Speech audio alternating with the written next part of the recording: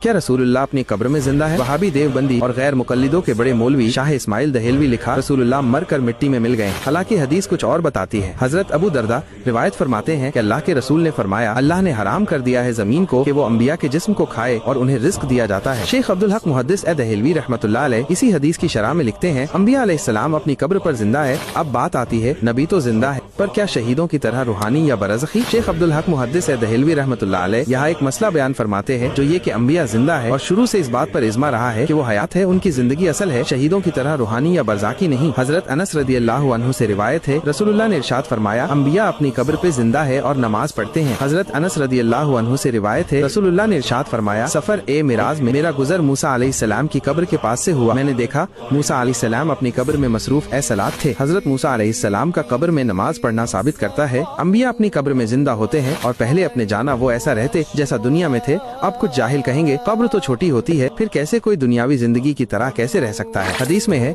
बंदा ए मोमिन को जब कब्र में रखा जाता है उसकी निगाह तक कब्र को लंबी कर दी जाती है। और आपको पता होगा एक आम इंसान का नजर 25 सेंटीमीटर से इन्फिनिटी तक जाता है। जैसे हम जमीन में खड़े खड़े चांद सितारों को देख सकते हैं, इतना दूर तक हमारा नजर जाता है। कुल मिलाकर बात आती है, नबियों की वफात के बाद नबियों की जिंदगी हकीकी जिस्मानी है, शहीदों की तरह रूहानी नहीं है। इसलिए नबी की वफात के बाद उनका छोड़ा हुआ माल नहीं बांटा जाता है और उनकी बीवी निकाह नहीं कर सकती।